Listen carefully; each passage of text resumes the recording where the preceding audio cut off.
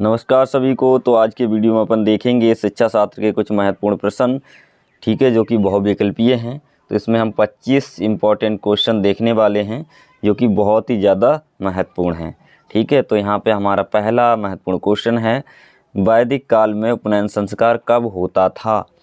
तो मैंने पढ़ाया भी है, इससे पहले भी है ना, जब हमने थ्योरी पढ़ी थी, है ना, क्वेश्चन आंसर देखे थे, तो उस समय मैंने बताया था उपनयन संस्कार के बारे में। तो यहाँ पर शिक्षा प्रारंभ के समय, उसके बाद है उच्च शिक्षा में प्रवेश लेते समय, या फिर ऑप्शन सी में कह रहा शिक्षा समाप्ति पर, या फिर डी में कह रहा कभी नहीं, ठीक है।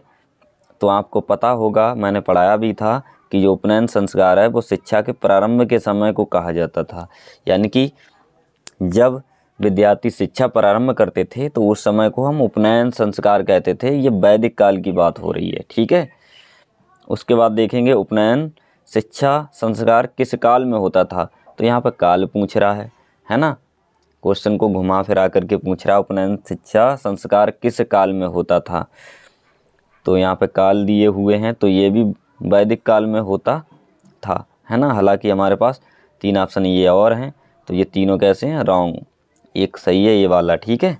तो आप अच्छे से इसे टिक कर लें, स्क्रीनशॉट लेते जाएं, ठीक है। उसके बाद है क्वेश्चन क्रमांक 3 देखेंगे सीधा। 3 में कह रहा है वैदिक काल में शिक्षा का प्रमुख केंद्र कौन सा था। यहाँ पे वैदिक शिक्षा का केंद्र पूछ रहा है, तो हमारे पास ऑप्शन इसमें है तक्षशिला, और ऑप्शन बी में प्रयाग है, मिथिला है और काशी है, ठीक है। तो ऑप्शन डी वाला राइट है इसमें, काशी। वैदिक काल में शिक्षा का प्रमुख केंद्र कौन सा था, काशी था, ठीक है। तो काशी वाले को आप टिक कर लें। क्वेश्चन क्रमांक 4 देखेंगे सीधे। इसमें कह रहा बौद्ध शिक्षा के प्रवर्तक, ठीक है, कौन थे। तो इसमें हमारे ऑप्शन नीचे दिए हुए हैं, महावीर, गौतम और शंकराचार्य अश्वघोष। तो हमारा इसमें ऑप्शन बी सही होगा, गौतम बुद्ध, ठीक है। बौद्ध शिक्षा के प्रवर्तक कौन थे, गौतम बुद्ध थे, ठीक है। तो गौतम बुद्ध वाले को आप टिक कर लेंगे। उसके बाद आगे बढ़ते हैं, मठ व्यवस्था महत्वपूर्ण तत्व था।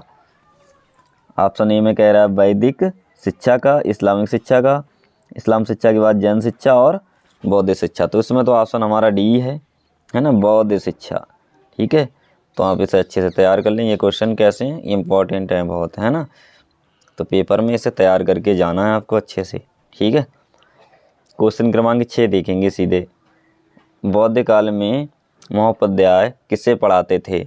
तो यहाँ पर सामनेर है, उसके बाद गृहस्थ, शिक्षक और धम्म, ठीक है। तो ऑप्शन 6 में जो है हमारा ऑप्शन ए वाला बिल्कुल राइट है, ठीक है, सामनेर। उसके बाद अगला क्वेश्चन देखेंगे, क्वेश्चन क्रमांक 7। भारत में सर्वप्रथम विश्वविद्यालय कौन सा था, ठीक है। तो हमारे पास ऑप्शन है तक्षशिला, नालंदा और वल्लभी। उसके बाद नीचे है विक्रमशिला। तो इसमें हमारा ऑप्शन बी वाला सही है, सब मतलब प्रथम विश्वविद्यालय कौन सा, नालंदा, ठीक है। तो इसको आप टिक कर लेंगे ऑप्शन बी को, ठीक है। उसके बाद देखेंगे मतलब क्वेश्चन क्रमांक जो है हमारा सीधे 8 देखेंगे, ठीक है। 8 में कह रहा मध्यकालीन यानी कि मुगल कालीन शिक्षा के समय में महिला इतिहासकार कौन थी। तो यहाँ पे ऑप्शन है हमारे पास नूर जहाँ, रजिया बेगम और अब्बासी। उसके बाद है गुलबदन बेगम। तो ऑप्शन डी वाला बिल्कुल सही है, गुलबदन बेगम वाला, ठीक है। तो इसे आप अच्छे से टिक करें और साथ ही याद कर लें, ठीक है। उसके बाद क्वेश्चन क्रमांक सीधे 9 देखेंगे। कह रहा है इसमें निम्नलिखित में से मध्यकालीन समय में कौन सा शिक्षा का केंद्र नहीं था, नहीं वाला पूछ रहा है यहाँ पे, ठीक है। और मध्यकालीन शिक्षा की समय की बात हो रही, तो यहाँ पे आगरा है, जौनपुर है, मालवा ऑप्शन में दिया है और तक्षशिला दिया है। तो ऑप्शन जो है 9 है, इसमें डी वाला आ जाएगा, तक्षशिला, ठीक है। यहाँ पे मध्यकालीन समय की बात हो रही है। उसके बाद देखते हैं अगला क्वेश्चन क्रमांक सीधे 10 देखेंगे। यहाँ पे कह रहा है बिस्मिल्लाह संस्कार का संबंध है वैदिक काल से, बौद्ध काल से, मुस्लिम काल से, ब्रिटिश काल से। तो यहाँ पे ऑप्शन सी होगा, बिस्मिल्लाह वाला मुस्लिम काल से ही है, ठीक है। नाम से ही आप समझ गए होंगे बिस्मिल्लाह संस्कार किससे है, इस्लाम काल से, ठीक है। उसके बाद क्वेश्चन क्रमांक 11 देखेंगे अपन। 11 में कह रहा भारत का पहला विश्वविद्यालय कहाँ पर खोला गया, ठीक है, था। तो यहाँ पे हमारे ऑप्शन हैं कोलकाता, ठीक है, कोलकाता के बाद है बनारस में, बनारस के बाद है आगरा में, मुंबई में। तो यहाँ पे ऑप्शन हमारा ए वाला बिल्कुल राइट है, कोलकाता में पहला विश्वविद्यालय खोला गया था, ठीक है।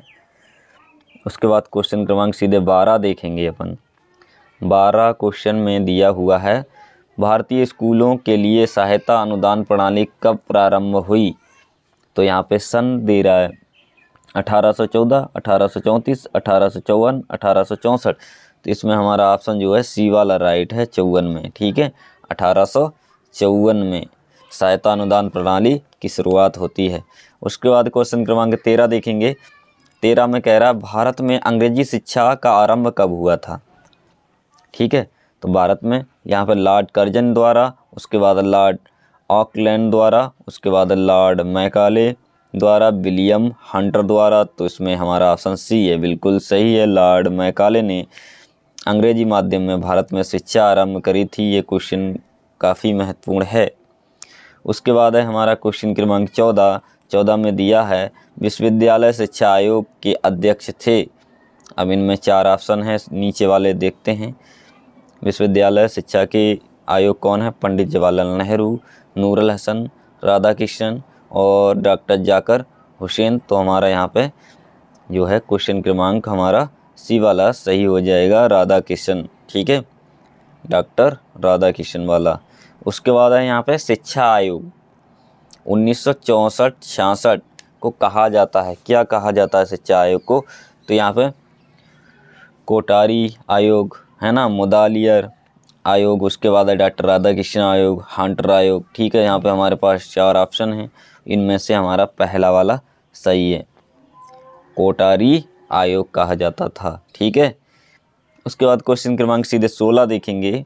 16 में कह रहा है किस वर्ष शिक्षा को समवर्ती सूची में सम्मिलित किया गया? तो यहाँ पे सन दी हुई है 1950, 1952, 1976, 1986। तो यहाँ पे 1976 में शामिल किया गया था, ठीक है।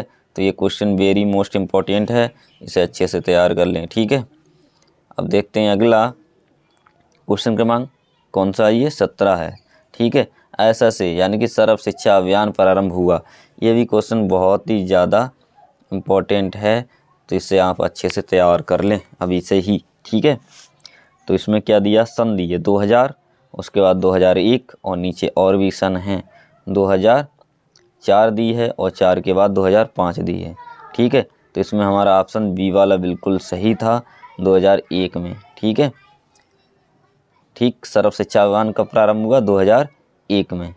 उसके बाद देखेंगे क्वेश्चन क्रमांक सीधे 18 में दिया है शिक्षा का अधिकार विधेयक पारित किया गया। कब पारित किया गया था? 1911, 1937, 2009 और 1966। हमारे पास ऑप्शन है 4, ठीक है।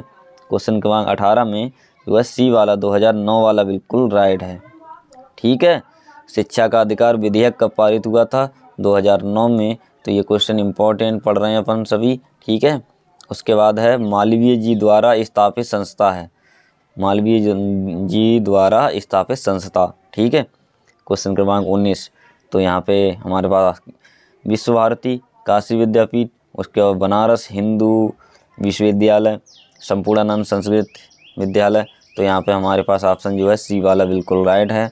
मौलवी ने पता है कौन सा विश्वविद्यालय शुरू किया था? बनारस हिंदू विश्वविद्यालय। तो ये क्वेश्चन इंपॉर्टेंट हो जाता है यहाँ पे बहुत ही ज़्यादा, ठीक है। अब कब बना था हिंदू विश्वविद्यालय? ये बनारस हिंदू विश्वविद्यालय की स्थापना कब हुई थी? तो हमारे पास यहाँ पर सन है 1916, 1917, 1919 है ना, और फिर 1933। इसमें हमारा ऑप्शन जो है ये वाला बिल्कुल राइट है, 1916 में हिंदू विश्वविद्यालय यानी कि बनारस हिंदू विश्वविद्यालय की स्थापना हुई है।